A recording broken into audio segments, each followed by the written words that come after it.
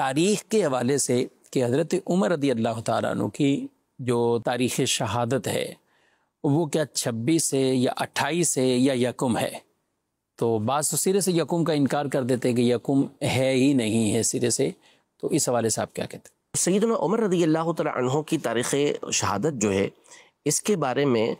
جو معروف اقوال ہیں ان میں سے ایک قول یہی ہے کہ آپ رضی اللہ تعالیٰ عنہ کا جو وصال ہوا، آپ جو شہید ہوئے، وہ یکم محرم الحرام کو ہی ہوئے، اور اس پر کئی حوالے جات جو ہے وہ موجود ہے، جس پر مستقل میرا ایک کلپ بھی موجود ہے، اور میں نے باقاعدہ اس میں حوالے ذکر کیے ہیں کہ کس کس کتاب کے اندر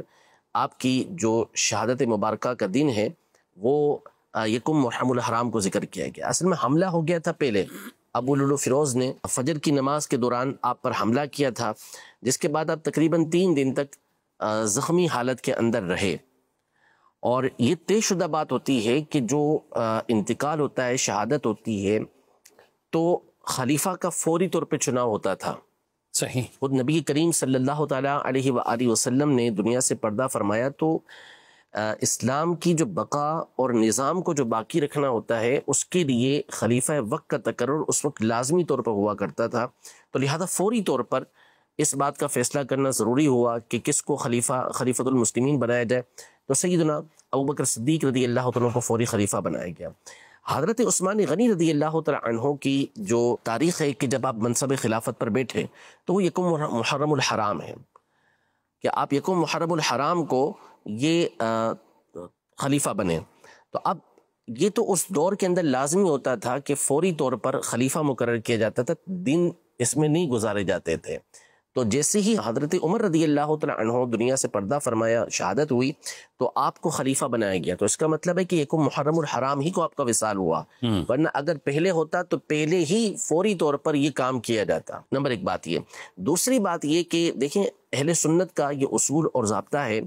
کہ کسی بھی شخصیت کا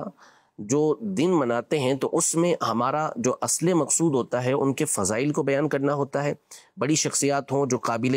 تقلید ہیں اور جن کی باتوں کی پیروی کی جاتی ہے، جن کو فالو کیا جاتا ہے، اور دوسرا ان کو ایصال ثواب کرنا مقصود ہوتا ہے کہ ان کو ثواب پہنچایا جائے، اور ہمارے نزدیک یہ دونوں باتیں کسی بھی دن ہو سکتی ہیں، اس میں کوئی اختلاف نہیں ہے، اور اس کے اندر کوئی ایسا مسئلہ نہیں ہے کہ آپ جو ایصال ثواب کرنا چاہتے ہیں وہ تاریخ وفات کے دن ہی کریں، تاریخ وصال ہی کے دن کریں، نہیں، بلکہ آگے پیچھے بھی آپ کر سکتے ہیں، اس میں کوئی حرج نہیں ہے۔ تو اب اگر حضرت عمر رضی اللہ تعالیٰ عنہ کی تاریخ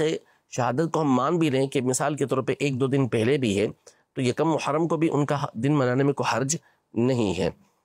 اور تیسری بات اس حوالے سے یہ ہے کہ جو عمل ہوتا ہے وہ ہمیشہ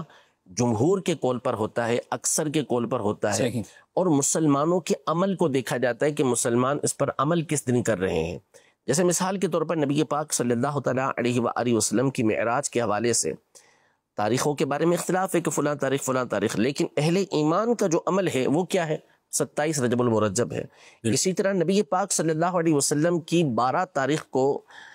ولادت کے حوالے سے علماء نے جو دلائل ذکر کیے اور جو باتیں ذکر کی، اس میں خاص طور پر متقدمین نے اس بات کو ذکر کیا کہ اہل مکہ کا فلاں فلاں جگہ کا عمل یہ ہے کہ وہ 12 تاریخ کو نبی پاک صلی اللہ علیہ وسلم کا مولد بناتے ہیں، ان کی ولادت کی خوشیاں مناتے ہیں، تو اس کو بھی دلیل بنایا گیا۔ تاریخ کا وہاں اختلاف ہے، تو اسی طرح اگر اس اختلاف کو بھی پیش نظر رکھیں تو اب مسلمانوں کا جب ہم عمل دیکھتے ہیں، بالخصوص جو ہمارے پاک و ہند کے اندر ہے، وہ یہی ہے کہ سیدنا عمر رضی اللہ تعالیٰ عنہ کا جو دن منایا جاتا ہے وہ یکم محرم الحرام کو منایا جاتا ہے۔ اچھا، پھر آگے اب بعض اوقات یہ تصور پیدا کیا جاتا ہے کہ نعوذ باللہ یہ کوئی حضرت امام حسین رضی اللہ تعالیٰ عنہ کے دن کم کرنے کے لیے اور ان کا ذکر کم کرنے کے لیے اس طرح کیا گیا، تو ہرگز ایسا نہیں ہے۔ کوئی تصور اور کوئی خیال ہی مسلمانوں کو ایسا ہو ہی نہیں سکتا، وہ سنی ہو ہی نہیں سکتا کہ جو اہل بیت اطہار کے فضائل کو کم کرنے کی کوشش کرے۔ سنی ہو گئی وہ کہ جو ہمیشہ اہل بیت اطہار کے فضائل کو کمال کے ساتھ بیان کرے۔ اب آپ اہل سنت کا معمول دیکھیں تو وہ مسلسل، یعنی کون سا نبی پاک صلی اللہ تعالیٰ علیہ وسلم کا جو یوم ولادت ہے 12 تاریخ کو، اس میں تو ہمارے یہاں یہ ہوتا ہے کہ 1 تاریخ سے محافل سجنا یہ شروع ہو جاتی ہیں اور ربیع الاول کے مہینے کے اندر رہتی ہیں۔ آپ علیہ الصلوۃ والسلام کی تو شان اور آپ کی تو بات ہی الگ ہے، ٹھیک ہے، لیکن اس کے علاوہ آپ کو بہت ہی کم کوئی ایسی مثال ملے گی کہ پورا مہینہ یا ان